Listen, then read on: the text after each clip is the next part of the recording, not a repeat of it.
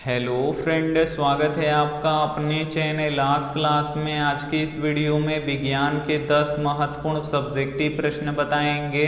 तो एक भी प्रश्न आप लोग इसकी मत कीजिएगा। वीडियो को प्लीज़ आप लोग शुरू से लेके अंत तक देखिएगा। और हमारे वेबसाइट पे ऑनलाइन टेस्ट चल रहा है, तो अभी तक आप टेस्ट नहीं दिए हैं तो जाके टेस्ट दे लीजिएगा। अगर आपको ऑनलाइन टेस्ट देना नहीं आता है तो वीडियो के लास्ट में हम आपको बताएंगे कि आप लोग ऑनलाइन टेस्ट कैसे दे सकते हैं। और अभी तक आप हमारे व्हाट्सएप ग्रुप में नहीं जुड़े हैं तो ये हमारा व्हाट्सएप नंबर है 8789307304। इस पे आपको बोलना है कि सर हमें ग्रुप में जोड़ दीजिए, तो हम आपको ग्रुप में जोड़ देंगे। तो आइए शुरू करते हैं पहले नंबर प्रश्न से। तो पहला नंबर प्रश्न है कि प्रकाश क्या है, इसकी विशेषता को लिखिए। काफी महत्वपूर्ण प्रश्न है ये आपके बोर्ड परीक्षा के लिए। तो आइए इसका उत्तर देख लेते हैं। सबसे पहले हम समझेंगे कि प्रकाश क्या है। तो प्रकाश एक ऐसा माध्यम है जिसके द्वारा किसी वस्तु को देखने की अनुभूति होती है, उसे प्रकाश कहते हैं। तो प्रकाश किसे कहते हैं? तो प्रकाश एक ऐसा माध्यम है जिसके द्वारा हम किसी वस्तु को देखते हैं, तो उसे ही प्रकाश कहते हैं। तो यहाँ पे आपको प्रकाश काफी अच्छी तरीके से समझ में आ गया होगा। अब हम यहाँ पे प्रकाश की विशेषता को देखेंगे। तो प्रकाश की जो पहली विशेषता होता है कि प्रकाश ऊर्जा का एक रूप है। जो प्रकाश है ये एक ऊर्जा का एक रूप है। अब हम यहाँ पे दूसरा विशेषता देखेंगे। प्रकाश एक विद्युत चुंबकीय तरंग भी है। जो प्रकाश है ये एक विद्युत चुंबकीय तरंग भी है। इसका तीसरा विशेषता देख लीजिए। प्रकाश की चाल सबसे अधिक निर्वात में होती है। जो प्रकाश होता है इसका चाल सबसे अधिक कहाँ पे होता है? तो निर्वात में होता है। और इसका चौथा विशेषता देख लीजिए।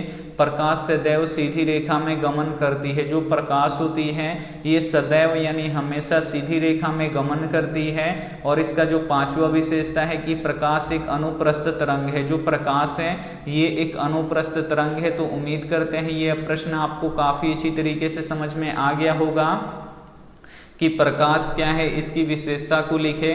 तो प्रकाश एक ऐसा माध्यम है जिसके द्वारा किसी वस्तु को देखने की अनुभूति होती है, उसे प्रकाश कहते हैं। और प्रकाश की यहाँ पे 5 विशेषता लिखा गया है। जो पहला विशेषता होता है कि प्रकाश ऊर्जा का एक रूप है। और इसका दूसरा विशेषता है कि प्रकाश एक विद्युत चुंबकीय तरंग है। इसका तीसरा विशेषता है कि प्रकाश की चाल सबसे अधिक निर्वात में होती है। और निर्वात में प्रकाश की चाल कितना होता है?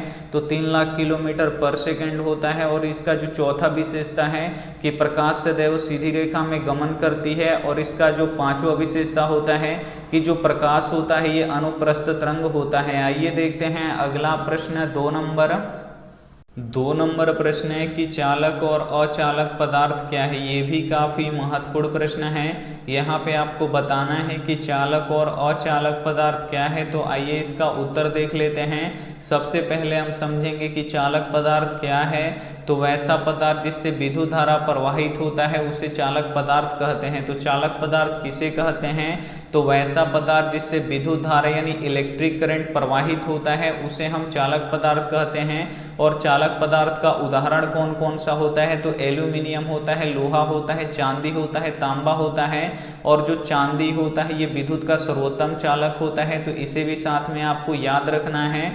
और जो सभी धातुएं होती हैं ये विद्युत के चालक होती हैं, तो ये भी साथ में आपको याद रखना है। तो यहाँ पे आपको चालक समझ में आ गया होगा कि वैसा पदार्थ जिससे विद्युत धारा प्रवाहित होता है उसे चालक पदार्थ कहते हैं। अब यहाँ पे हम अचालक पदार्थ को समझेंगे।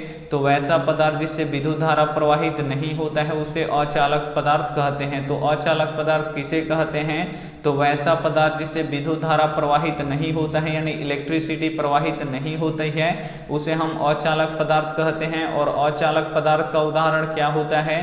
तो लकड़ी, मिट्टी, चमड़ा, प्लास्टिक आदि, इन सभी से विद्युत धारा प्रवाहित नहीं होता है।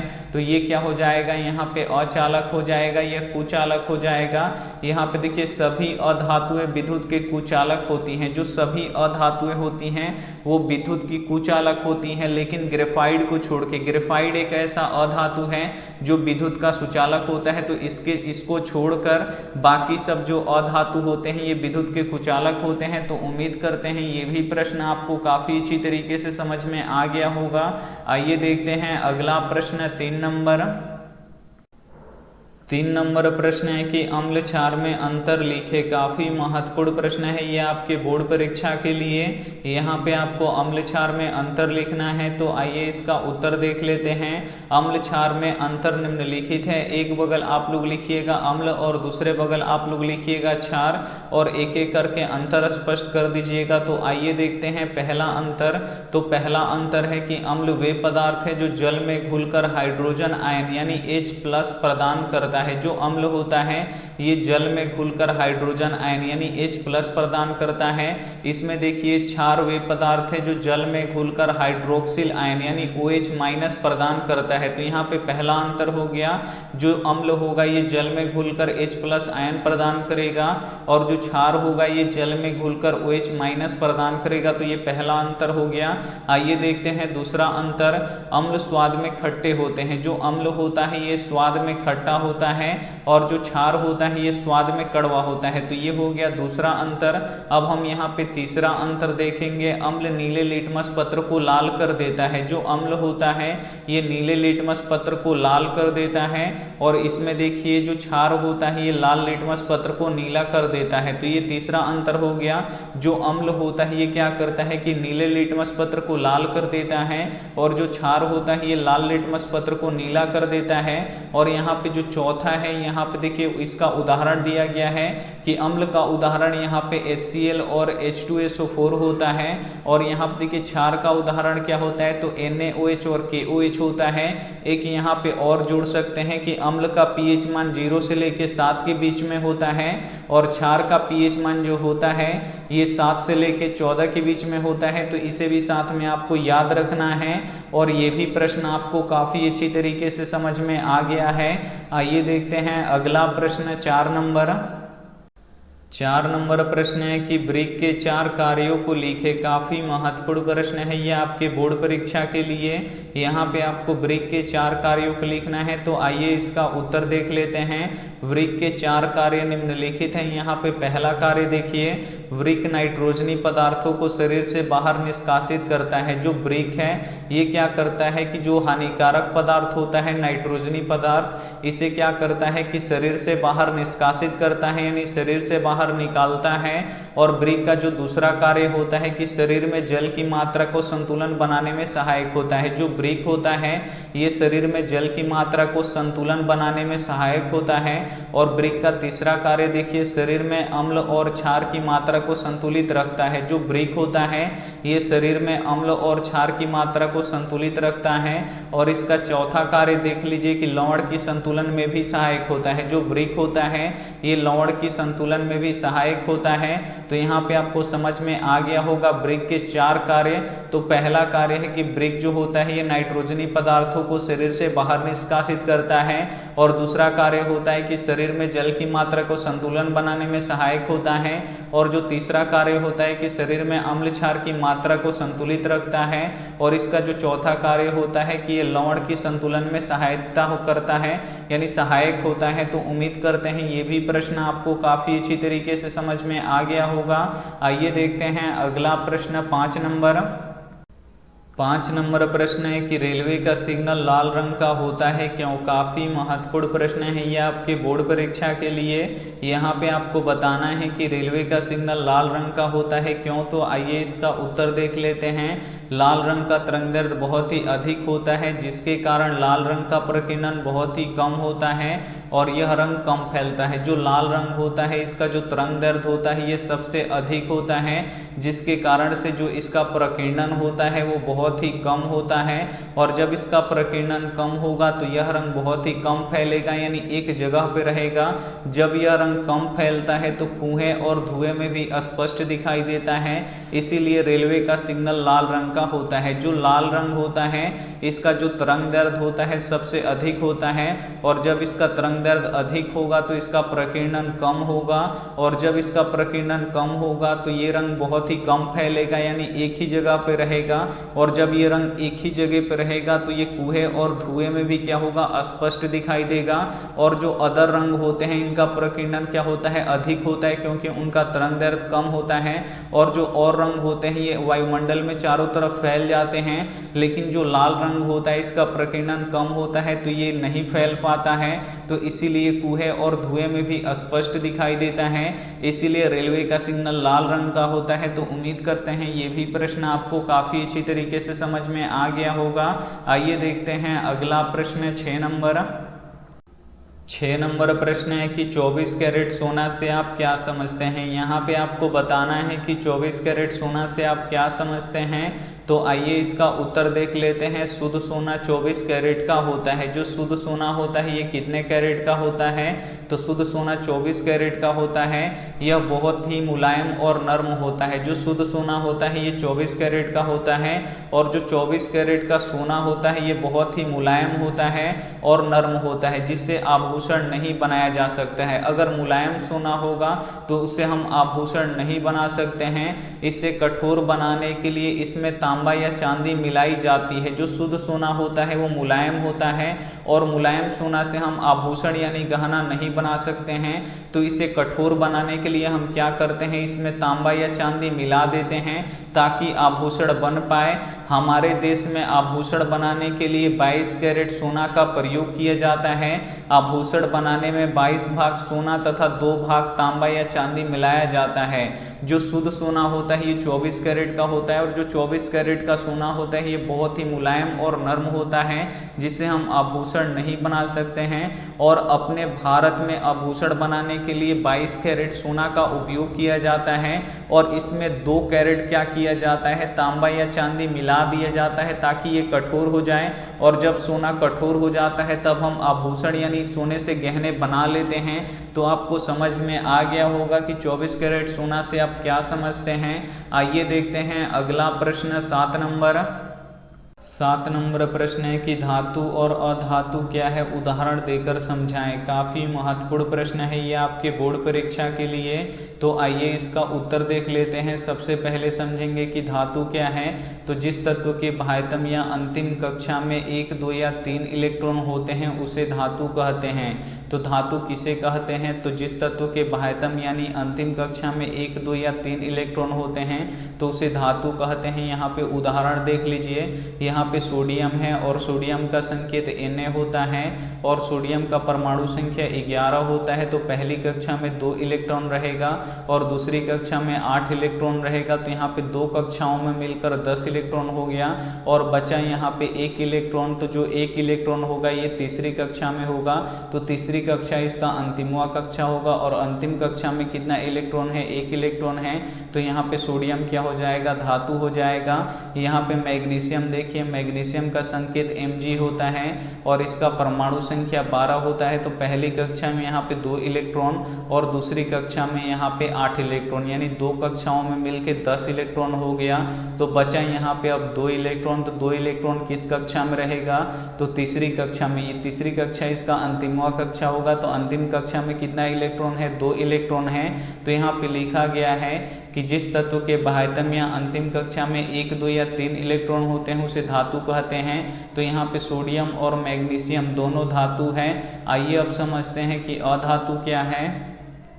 तो जिस तत्व के बाह्यतम कक्षा में 5, 6 या 7 इलेक्ट्रॉन होते हैं उसे अधातु कहते हैं। तो अधातु किसे कहते हैं, तो जिस तत्व के बाह्यतम यानी अंतिम कक्षा में 5, 6 या 7 इलेक्ट्रॉन होते हैं उसे अधातु कहते हैं।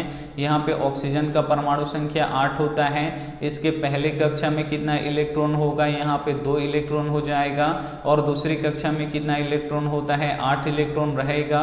तो यहाँ पे देखिए 8 में से तो 2 इलेक्ट्रॉन पहली कक्षा में ही रह गया, तो बचेगा अब 6 इलेक्ट्रॉन। तो 6 इलेक्ट्रॉन किस में रहेगा, दूसरी कक्षा में रहेगा, और इसका दूसरा ही अंतिमवा कक्षा होगा। तो अंतिम कक्षा में कितना इलेक्ट्रॉन, 6 इलेक्ट्रॉन है। तो ये क्या हो जाएगा, यहाँ पे अधातु हो जाएगा। फ्लोरीन को देख लीजिए, यहाँ पे देखिए पहली कक्षा में 2 इलेक्ट्रॉन और दूसरी कक्षा में यानी अंतिम कक्षा में कितना इलेक्ट्रॉन है, 7 इलेक्ट्रॉन है। तो ये क्या हो जाएगा, अधातु होगा। तो यहाँ पे धातु और अधातु आपको समझ में आ गया होगा कि जिस तत्व के बाह्यतम या अंतिम कक्षा में 1, 2 या 3 इलेक्ट्रॉन होते हैं उसे धातु कहते हैं, और जिस तत्व के बाह्यतम या अंतिम कक्षा में 5, 6 या 7 इलेक्ट्रॉन होते हैं तो उसे अधातु कहते हैं। तो उम्मीद करते हैं ये प्रश्न आपको काफी अच्छी तरीके से समझ में आ गया होगा। आइए देखते हैं अगला प्रश्न 8 नंबर। 8 नंबर प्रश्न है कि प्रकाश का प्रकीर्णन से आप क्या समझते हैं। काफ़ी महत्वपूर्ण प्रश्न है ये आपके बोर्ड परीक्षा के लिए। यहाँ पे आपको बताना है कि प्रकाश के प्रकीर्णन से आप क्या समझते हैं। तो आइए इसका उत्तर देख लेते हैं। जब प्रकाश की किरणें किसी कण से टकराकर सभी दिशाओं में फैल जाती हैं तो इसी घटना को प्रकाश का प्रकीर्णन कहते हैं। तो प्रकाश का प्रकीर्णन किसे कहते हैं, तो जब प्रकाश की किरणें किसी कण से टकराकर सभी दिशाओं में फैल जाती है तो इसे प्रकाश का हम प्रकीर्णन कहते हैं। प्रकाश के प्रकीर्णन के कारण ही आकाश का रंग नीला दिखाई देता है। वायुमंडल में नीले रंग का प्रकीर्णन सबसे अधिक होता है। जो प्रकाश का प्रकीर्णन होता है इसी के कारण जो हमारा आकाश होता है वो नीला दिखाई देता है, और वायुमंडल में नीले रंग का प्रकीर्णन सबसे अधिक होता है। तो यहाँ पे आपको समझ में आ गया होगा कि प्रकाश के प्रकीर्णन से आप क्या समझते हैं। तो जब प्रकाश की किरणें किसी कण से टकराकर सभी दिशाओं में फैल जाती हैं तो इसी घटना को प्रकाश का प्रकीर्णन कहते हैं, और प्रकाश के प्रकीर्णन के कारण ही जो हमारा आकाश होता है वो नीला दिखाई देता है, क्योंकि वायुमंडल में नीले रंग का प्रकीर्णन सबसे अधिक होता है। आइए देखते हैं अगला प्रश्न 9 नंबर। 9 नंबर प्रश्न है कि एलपीजी क्या है, यह एक अच्छा ईंधन है कैसे। काफ़ी महत्वपूर्ण प्रश्न है ये आपके बोर्ड परीक्षा के लिए। तो आइए इसका उत्तर देख लेते हैं। एलपीजी का पूरा नाम लिक्विफाइड पेट्रोलियम गैस है। एलपीजी का पूरा नाम क्या होता है, तो लिक्विफाइड पेट्रोलियम गैस होता है।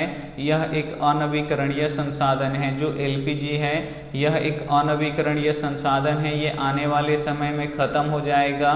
एलपीजी ब्यूटेन तथा प्रोपेन का मिश्रण होता है। जो एलपीजी होता है ये ब्यूटेन तथा प्रोपेन का मिश्रण होता है।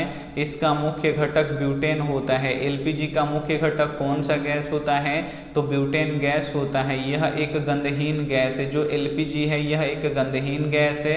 इसमें गंध के लिए एथिल मार्केप्टॉन मिलाया जाता है। जो एलपीजी है यह एक गंधहीन गैस होता है, तो इसमें गंध के लिए हम क्या मिलाते हैं, तो एथिल मार्केप्टॉन मिलाते हैं, और इसका उपयोग हम ईंधन के रूप में करते हैं। एलपीजी का उपयोग हम कहाँ पे करते हैं, तो ईंधन के रूप में करते हैं। अब हम यहाँ पे एलपीजी के गुण देखेंगे। एलपीजी गैस का ऊष्मीय मान अधिक होता है। जो एलपीजी गैस होता है इसका जो ऊष्मीय मान होता है वो अधिक होता है। दूसरा गुण देखिए, यह धुआं रहित गैस है। जो एलपीजी गैस है इसको जलाने पे धुआं उत्पन्न नहीं होता है, यह धुआं रहित गैस होता है। तीसरा देखिए, एलपीजी को जलाने पे कोई भी विषैला पदार्थ नहीं निकलता है। एलपीजी को हम जब जलाते हैं तो इसमें से कोई भी विषैला पदार्थ नहीं निकलता है। और यहाँ पे चौथा देखिए, एलपीजी सस्ता होता है। जो एलपीजी होता है यह सस्ता होता है, इसीलिए एलपीजी एक अच्छा ईंधन है। तो यहाँ पे आपको समझ में आ गया होगा कि एलपीजी क्या है। तो एलपीजी का पूरा नाम लिक्विफाइड पेट्रोलियम गैस होता है। यह ब्यूटेन तथा प्रोपेन का मिश्रण होता है और इसका मुख्य घटक ब्यूटेन होता है।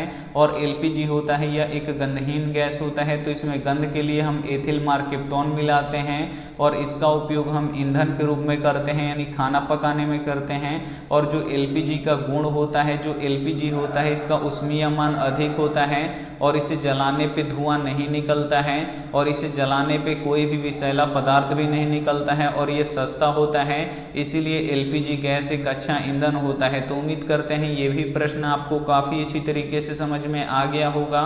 आइए देखते हैं अंतिम प्रश्न 10 नंबर।